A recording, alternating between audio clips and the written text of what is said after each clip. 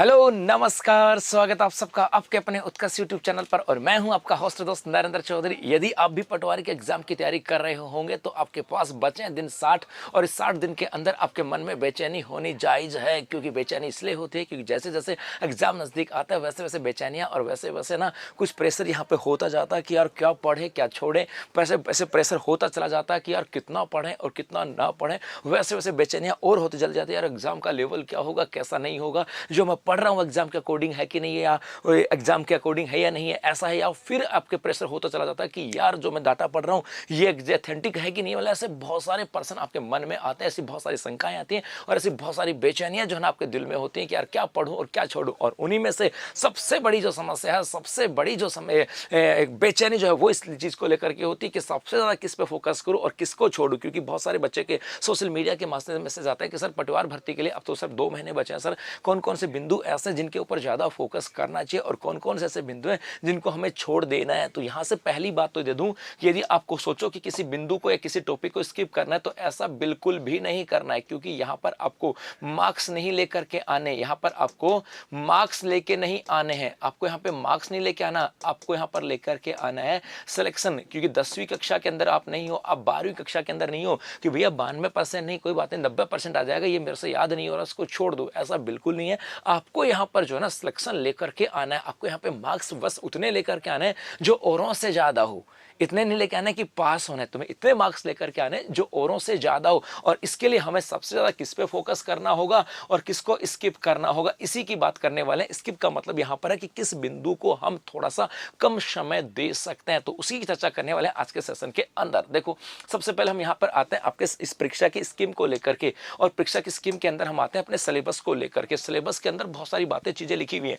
जैसे यहाँ पर लिखा हुआ है जनरल साइंस की बात करें, जनरल साइंस का मतलब है कि आपके जो दैनिक जीवन के अंदर जो विज्ञान होता है वो यहाँ पर आता है। इसके अलावा हिस्ट्री की बात करें, polity and geography of India आती है। इसके अलावा जनरल नॉलेज आती है और करंट अफेयर्स यहाँ पर आता है। अब ये जो पूरा का पूरा परीक्षा की स्कीम की बात करें, ये आपके सीटी ग्रेजुएशन के बेस के ऊपर है, ये सीटी के बेस के ऊपर है।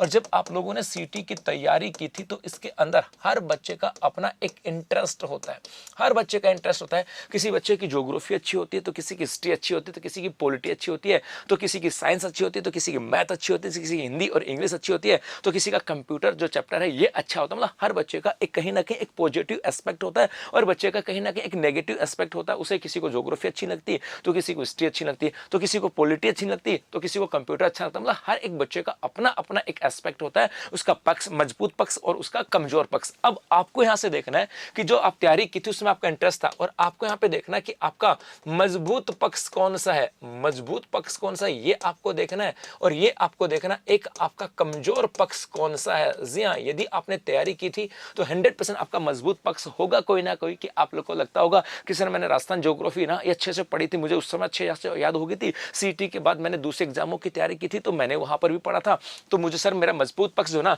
या राजस्थान जीके की बात करें सर, राजस्थान जीके तो मैंने यहाँ पे सीटी के अंदर भी पढ़ा था, उसके बाद दूसरे एग्जामों की तैयारी के लिए भी पढ़ा था। लेकिन कमजोर पक्ष की बात करें सर, ये इंडियन जीके आता ना, ये मैंने सर सीटी के टाइम पे पढ़ा था, उसके बाद नहीं पढ़ा। इसका मतलब है कि आपने मजबूत पक्ष आपका कौन सा बन गया, राजस्थान जीके बन गया, क्योंकि आपने सीटी के टाइम पे पढ़ा था उसके बाद भी आपने पढ़ा है, तो ये चीजें तो आपको याद है। लेकिन आपका कमजोर पक्ष कौन सा बन गया, इंडियन जीके, क्योंकि ये तो आपने सिर्फ सीटी के टाइम पे पढ़ा था और सिर्फ इतना पढ़ा था कि सीटी क्लियर हो जाए, इससे ज्यादा मुझे दिमाग लगाना ही नहीं था। लेकिन अब आपको इसी चीज को ध्यान में रखना होगा। अब यदि आप पटवार के अंदर एग्जाम में बैठने जा रहे हो तो ये जो कमजोर पक्ष है ना इंडियन जीके वाला, इस कमजोर पक्ष को आपको मजबूत पक्ष बनाना होगा और इसके ऊपर मोस्ट फोकस करना होगा। इस पे क्या करना होगा, मोस्ट फोकस जो वो इसी पे करना होगा, क्योंकि यही जो आपका कमजोर पक्ष है ये आपका मजबूत पक्ष बनना चाहिए। यदि आपने इसको अपना मजबूत पक्ष बना लिया तो जाहिर सी बात है आपके यहाँ पे तो 100 मार्क्स आ ही रहे थे, यहाँ पे तो पूरे में से पूरे थे, यहाँ तो किसी की दिक्कत नहीं थी, समस्या यहाँ पे थी। और जो कमजोर पक्ष था उसको यदि आपने अपना मोस्ट फोकस वाला बिंदु बना लिया या सबसे अच्छा मजबूत पक्ष बना दिया तो जाहिर सी बात है सिलेक्शन के चांसेस बढ़ जाते हैं। अब यहाँ पर आपको सोचा कि राजस्थान जीके को अब इसको वीक पॉइंट बनाने के, स्किप कर देंगे, स्किप नहीं करना है, बस बशर्ते इसको है कि इसके अंदर अब जो पहले जो समय आप देते थे, सपोज करो पहले आप 5 से 6 घंटे देते थे, अब इसको 3 से 4 घंटे दे सकते हो। यहाँ पर इसको आप रिवीजन में समय दे सकते हो। इसके अंदर आप लोग जो है ना टेस्ट सीरीज के साथ समय दे सकते हो। छोड़ना तो उसको भी नहीं है, नहीं कहीं ऐसा नहीं इसको छोड़ दो फिर इसको भूल जाओ, फिर सोचो सर ये याद हो गया ये भूल गया, नहीं। अब आपको इसका तो पढ़ लिया था, पढ़ने के बाद रिवीजन भी कर लिया था, लेकिन इसको तो पढ़ा भी नहीं, रिवीजन भी किया, तो अब आपको सिर्फ यहाँ पर रिवीजन और टेस्ट सीरीज के ऊपर फोकस करना है कि इससे आपको चीजें याद होती रहेंगी। छोड़ना इसको भी नहीं है, लेकिन यहां पर आपको अपनी प्लानिंग बदलनी पड़ेगी। आपको यहां पे जाना पड़ेगा आपके रिवीजन के ऊपर, और आपको यहां पे जाना पड़ेगा आपकी टेस्ट सीरीज के ऊपर। लेकिन इसको पढ़ना भी पड़ेगा, इसके रिवीजन भी करना पड़ेगा और टेस्ट सीरीज भी करना पड़ेगा। तो आपको लगे कि गुरुजी मेरा जैसे इंडियन वाला पोर्शन है जो थोड़ा सा कमजोर था, ये कमजोर था, अब आप इसके ऊपर क्या करना है,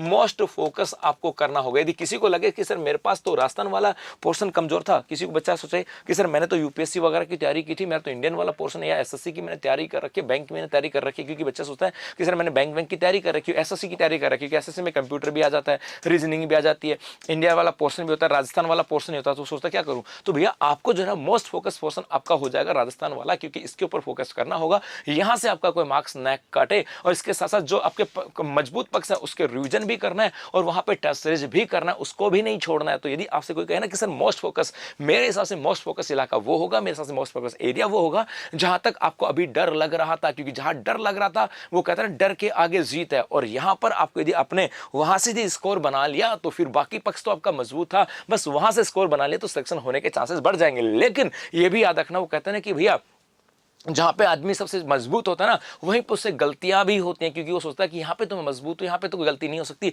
वहां पर भी वहीं पर सबसे ज्यादा गलतियां होती। तो आपका जो पक्ष मजबूत है उसको स्किप बिल्कुल ना करें, उसके लिए प्लानिंग अलग से बनाने होंगे, उसके लिए आपको रिविजन करना होगा और उसके लिए टेस्ट सीरीज भी करना होगा। तो अपने आपको देखो कि आपने तैयारी की थी, उसके बाद आपका मजबूत पक्ष कौन सा है, उसको तो आपको अलग प्लानिंग बना करके रिविजन और टेस्ट सीरीज के साथ, और जो कमजोर पक्ष है उसको पढ़ना भी है, उसके थोड़ा सा समय ज्यादा देना पड़ेगा, उसके लिए रिविजन भी करना पड़ेगा, उसकी टेस्ट सीरीज भी करनी पड़ेंगे, और वहां पर आपको पीआई की भी देखना पड़ेगा, ताकि आप उस चीज को जो कमजोर पक्ष था उसको मजबूत पक्ष बना सको। तो बस अभी के लिए इतना, धन्यवाद।